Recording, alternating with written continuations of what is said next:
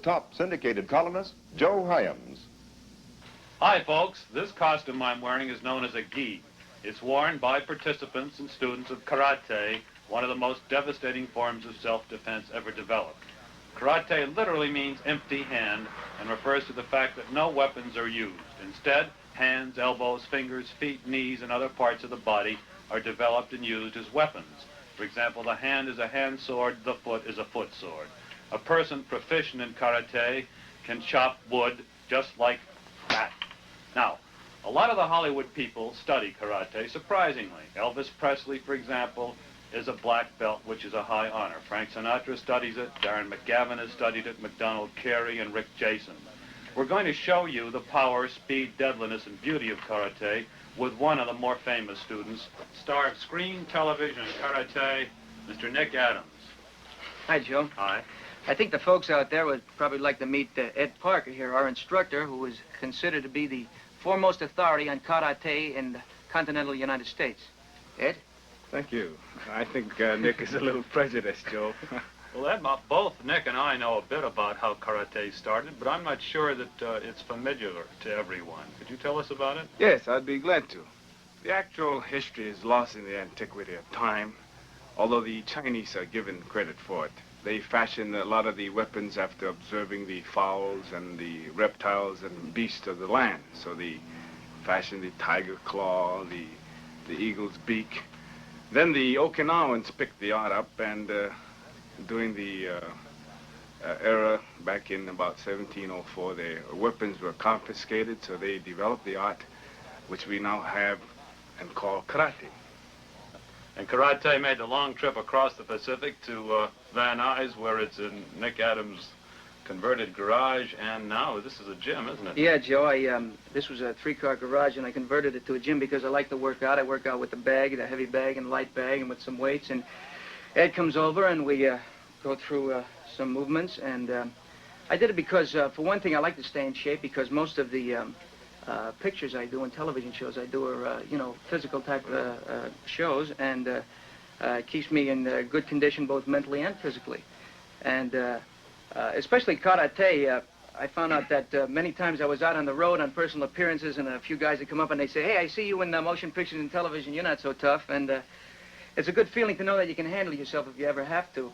And have you ever had to use karate? Just once, yeah. Was it useful then? Yeah, I busted some guy's kneecap. But but actually he had it coming, and I'm sorry I asked. No, but it's a funny thing. Once you learn karate, you don't want to get into any fights. You learn how to back away from fights because you know you can handle yourself. And it's a funny thing. The people, they sense that you know how to handle yourself, and you have great respect for law and order because there's too many you know, kids, you know, going out beating up people and everything else. Has it helped you as an actor, too? It's helped me as an actor, yeah. It gives me tremendous confidence on the set. Sometimes you run into, you have, you know, temperamental actors who try to use a little muscle and things like that. Not that we ever have any fights, but they sort of sense that you can handle yourself, and so we don't have any trouble on the set. I'm sorry that I interrupted a lesson, Nick and Ed. Would you go back to doing what you were when I came in? Yes, I was just trying to show Nick a few of the weapons, like the use of the fingertips. We can use it to thrust with, we can use it to slice with, we can use it to claw with. And the claw could be overhead or up. We can use the side of the hand in many ways, or overhead. We can use the elbow. We can use the foot in many ways. We can use the back of it. So these are the different weapons that I was trying to show Nick in today's lesson.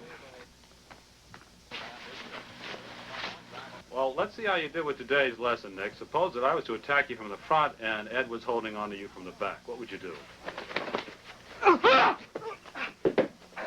What? It was very good indeed, Nick. Now I'd like to see how you did it slow.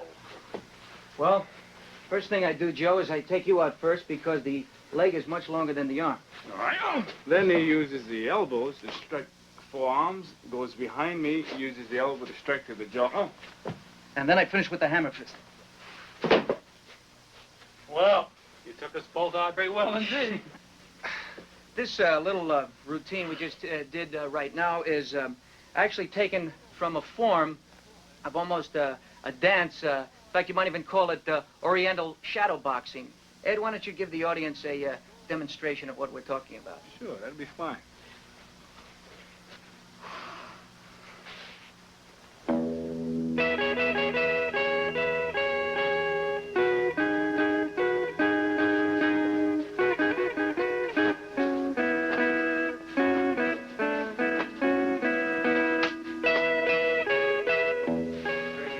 That may look like a ballet lesson, but actually it is sort of a ballet, ballet of death. It's a very deadly routine, and I'd like to answer a few questions that many people have asked me about karate.